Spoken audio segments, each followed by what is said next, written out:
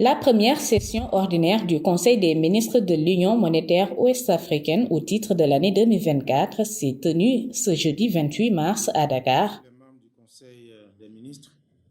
À l'issue de la réunion, le président Adama Coulibaly s'est réjoui de l'adoption du rapport sur la situation économique et monétaire de l'UMOA au 31 décembre 2023. Je me réjouis de l'adoption du rapport sur la situation économique et monétaire de l'UMOA au 31 décembre 2023. Ce document nous fournit des éléments sur l'activité économique qui est restée dynamique avec un ralentissement généralisé de l'inflation et des perspectives favorables en matière de croissance, d'inflation et de stabilité extérieure. À cet égard, l'approbation des comptes de la BCEAO pour l'exercice 2023 et l'affectation du résultat financier répondent à l'exercice de nos prérogatives au regard des missions qui nous sont dévolues par le traité de l'UMOA et les statuts de l'Institut des missions. Je note également avec satisfaction l'adoption de la décision fixant les montants seuils complémentaires pour la mise en œuvre de la loi uniforme relative à la lutte contre le blanchiment de capitaux, le financement du terrorisme et de la prolifération des armes de destruction massive dans les États membres de l'UMOA. Après les seuils adoptés par notre organe en décembre 2023,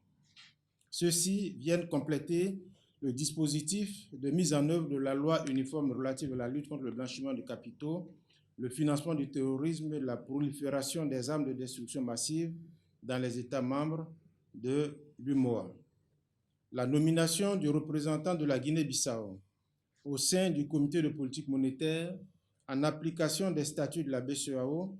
permet d'assurer la représentation de l'ensemble des États membres de l'Union au sein de cet organe important de la Banque centrale.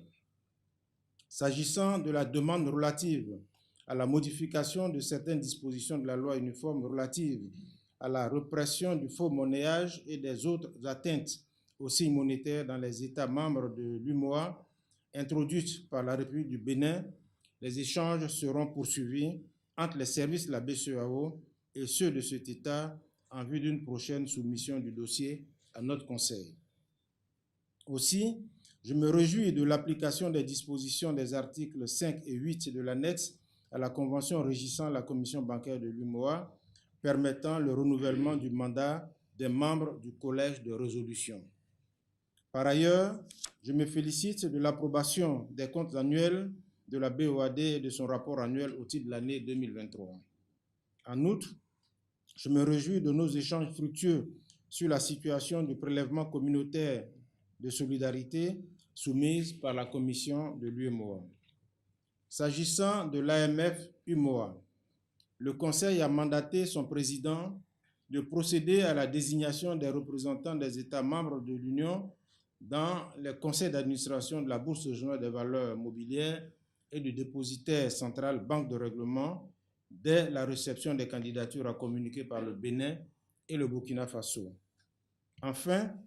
en ce qui concerne la réforme institutionnelle et organisationnelle de l'AMF-UMOA, je prends note du mandat que vous m'avez donné aux fins de l'adopter dès que les consultations sur les questions résiduelles auront permis de trouver une réponse satisfaisante.